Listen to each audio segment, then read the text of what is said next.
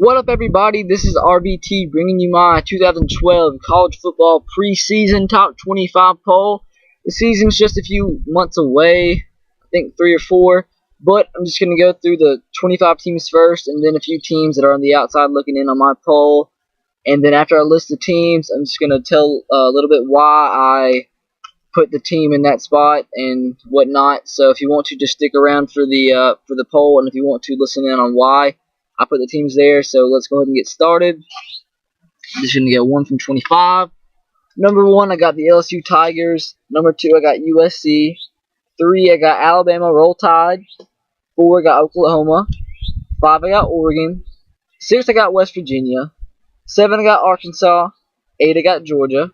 9, Michigan. 10, Kansas State. 11, Florida State. 12, Michigan State. 13, South Carolina. 14, TCU. 15, Virginia Tech. 16, Wisconsin. 17, Nebraska. 18, Washington. 19, Clemson. 20, Texas. 21, Ohio State. 22, Louisville. 23, Utah. 24, Old Boise State. And 25, NC State or North Carolina State. And the teams that are on the outside looking in that round out the top 30 are Oklahoma State, Notre Dame, Stanford, Penn State, and Florida. LSU, yeah, they made it to the national championship game last year. One of the most talented teams in the country last year. They bring back the core pieces of that team. The top 3 in my poll can be mixed around in any order whatsoever. Some have USC first, some have Alabama first, some have USC 3, Alabama 2, LSU 1, or vice versa.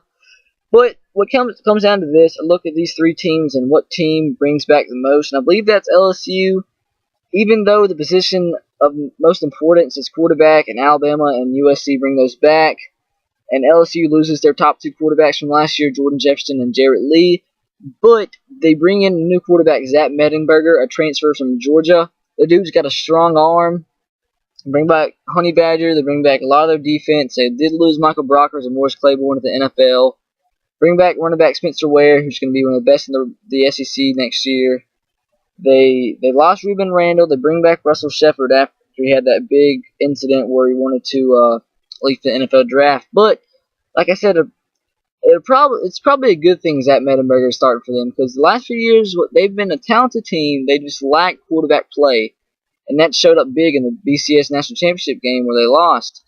And Zach Mettenberger, I think he is a really, really talented quarterback and has the potential to be one of the top in the SEC. You got USC above Alabama because they bring back Matt Barkley. He's going to be a Heisman contender.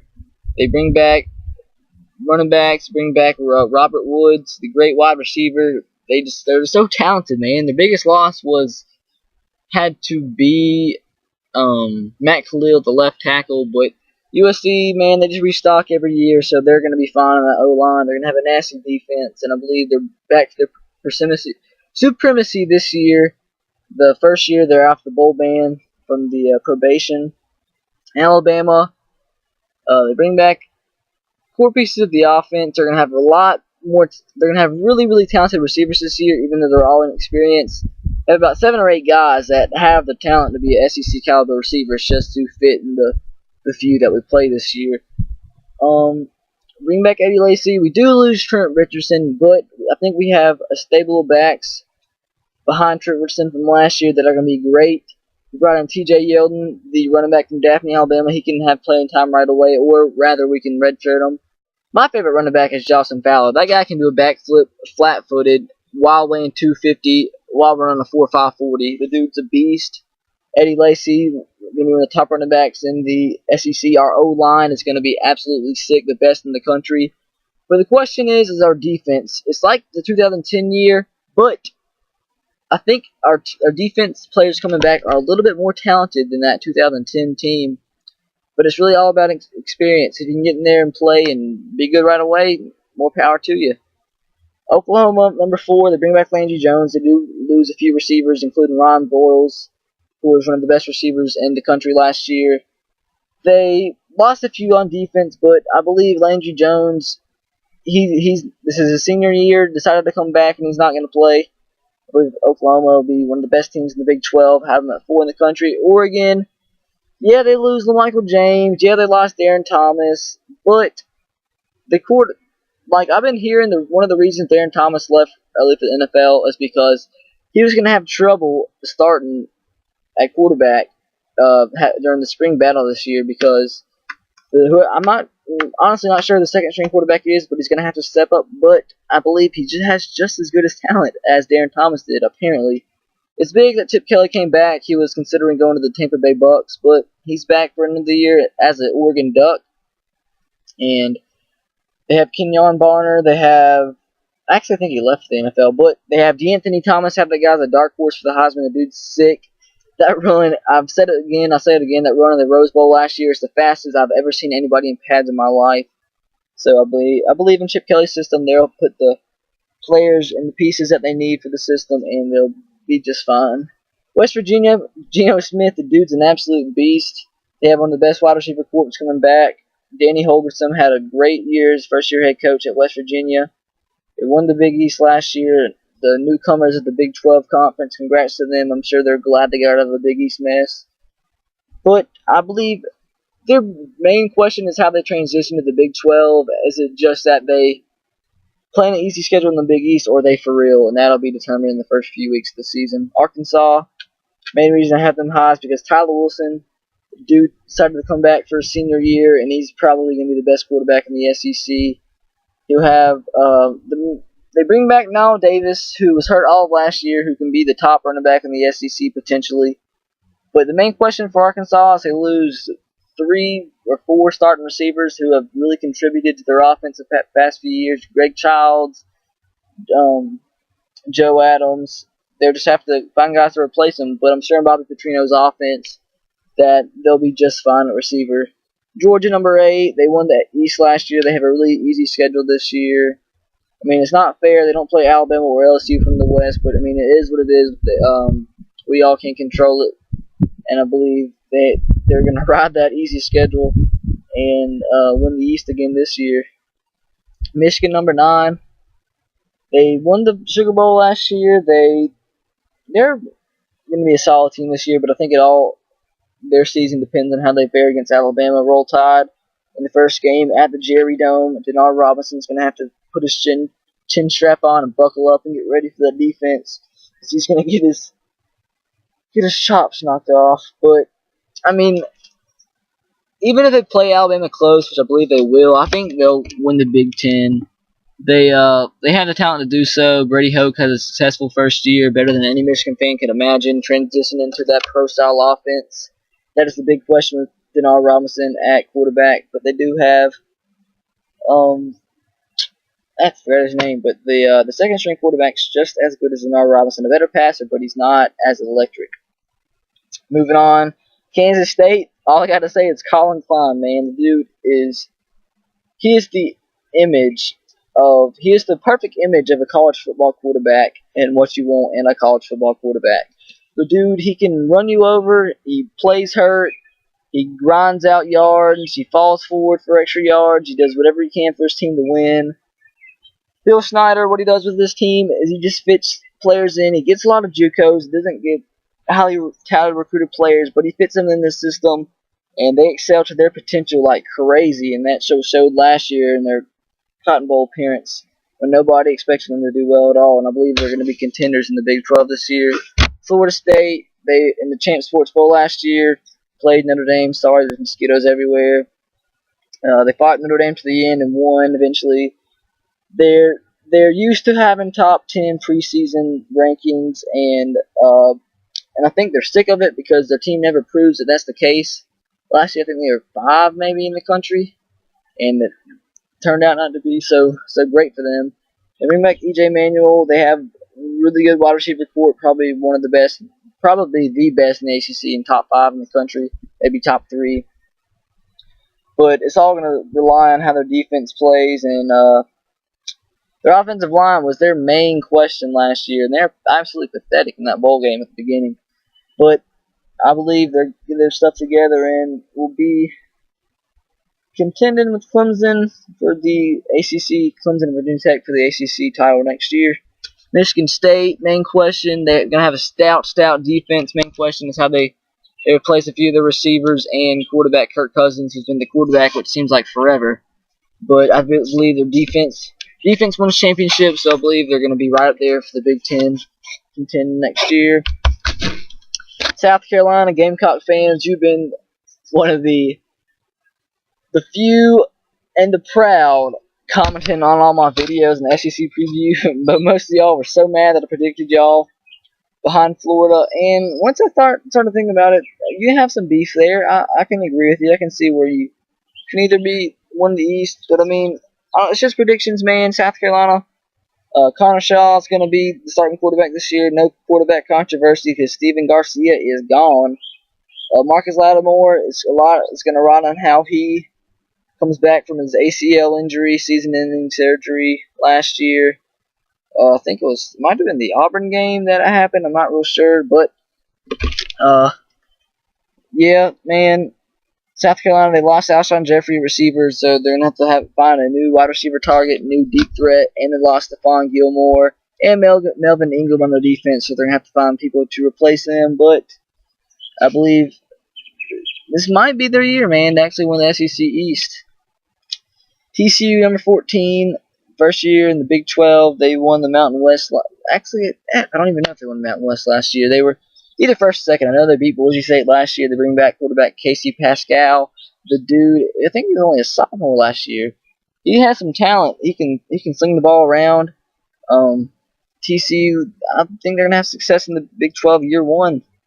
I believe they'll finish in the first to fourth range in the Big 12 next year. And I actually have a friend that plays for TCU, Tavares Battlesmith. I've known the dude for a few years, and he's pretty cool. So props to him. Props to him playing on a Division I team. Congrats to you TCU fans finally getting the automatic BCS conference. Then the Big 12. So congrats to y'all. And moving on, we're 15 Virginia Tech. I am so high in Virginia Tech, and I don't know why. Main parts, they bring back Logan Thomas. He's one of my favorite players in NFL college football.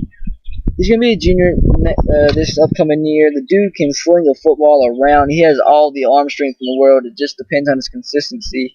He is one of the few players I've seen have a quarterback sneak for 6 yards on average. The dude can run you over. I know Virginia Tech fans hate it, but you have to compare him to Cam Newton. I don't think he really has the electrifying speed that Cam Newton did, but he can run you over. Sort of kind of like a Tim Tebow, I guess, but with a way better arm. And his accuracy is inconsistent, but when it's on, he can be one of the best quarterbacks in the country, rather. I actually believe he'll be in the top 5 for the Heisman next year. I believe they have to replace 2 running backs that went to the NFL, replace their top 3 receivers. So receiver has to step up. They lost J-Ron Hosley on defense, the cornerback, who was pretty freaking good. So they're gonna have some pieces to replace, but Frank Beamer always finds a way to have a talented team, and I believe they're gonna be contending for the ACC next year. Wisconsin, they lost Russell Wilson, lost a few guys off the offensive line. Peter Kahns. My Titans are thinking about drafting him mid rounds.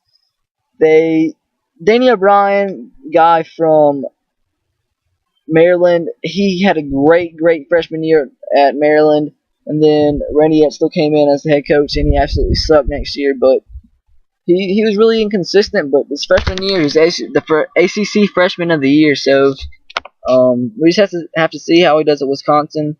Like I said, he has the potential to be great, but we'll just have to see. They bring back Monty Ball. He's going to be a Heisman contender from day one, so I believe they're going to be pretty successful next year. Nebraska, bring back Rex Burkhead, and Taylor Martinez. They lost Alonzo Denard on the defensive side of the ball. They bring back Kenny Bell as their electrifying player on offense last year, the biggest speedster, deep threat on the team. Washington, I'm really high on Washington. They did lose the running back Chris Polk to the NFL. He was a early declaree. But Keith Price, I believe he's going to be a Heisman contender. The dude can sling the ball around. If you watch the Alamo Bowl from last year, him and Robert Griffin were going back and forth. And when you're going back and forth with the number 2 pick in the NFL draft, that's not too shabby. And I believe Washington will actually think they're going to compete for the Pac-12 next year. Clemson, they got embarrassed in the Orange Bowl to West Virginia last year, but they do bring back a lot of their offense. Like running back Andre Ellington, the wide receiver, one of the burst onto the scene last year as a freshman, Sammy Watkins, and quarterback Taj Boyd. And they did lose their tight end. They lost defensive end Andre Branch, but I think they're gonna be ready to prove themselves after that embarrassing loss in the Orange Bowl, and I believe they'll have a good team next year, top 20 in the country. I think the ACC is going to come down to Clemson, Virginia Tech, and Florida State next year. Moving on, Texas, the quarterback position is a big question mark. Probably going to be David Ash, going to be the starter. They're going to be more relying on the run, more of a power offense. Post the last few years, not necessarily last year, but the years before, they had success on offense. During the what the F? Colt McCoy and Vince Young years, they kind of slung the ball around. They're transitioning to a power offense. Last year, they were all right. Won their bowl game against Cal. They're going to have a great defense, and that's what they're going to have to rely on this year.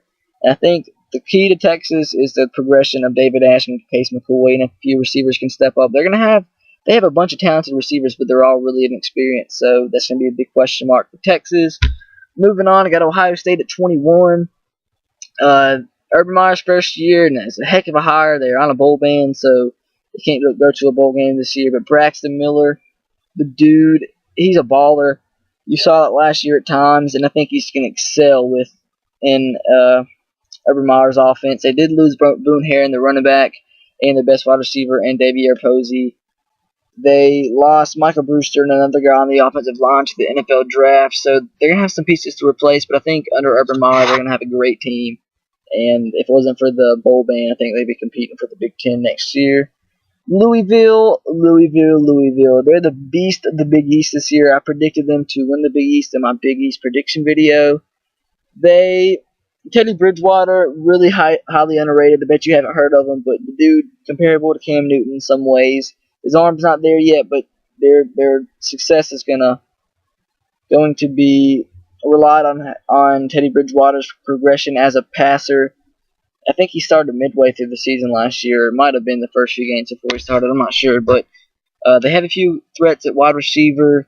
They did lose Victor Anderson, who has been the running back for the past few years. A little short guy, but he was heavily relied upon by the Louisville offense last few years, so they're going to have to find somebody to replace him.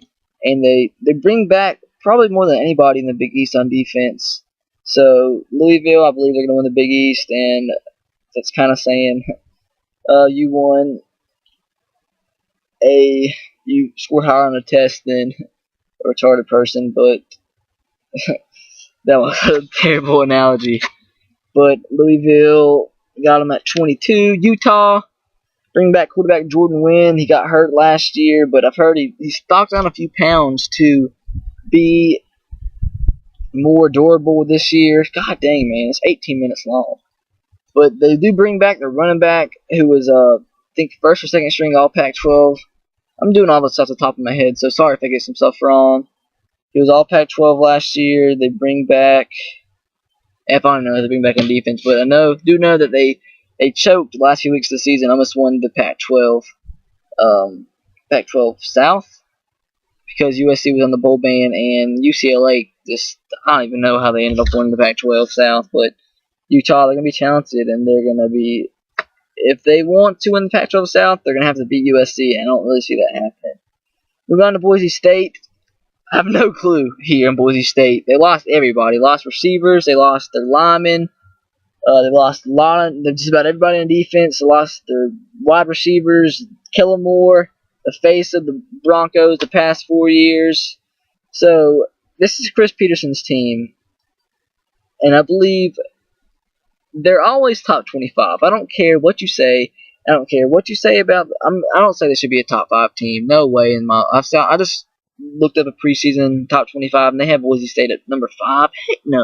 Heck no, Boise State is not going to be top 25. I mean, not top 5 rather.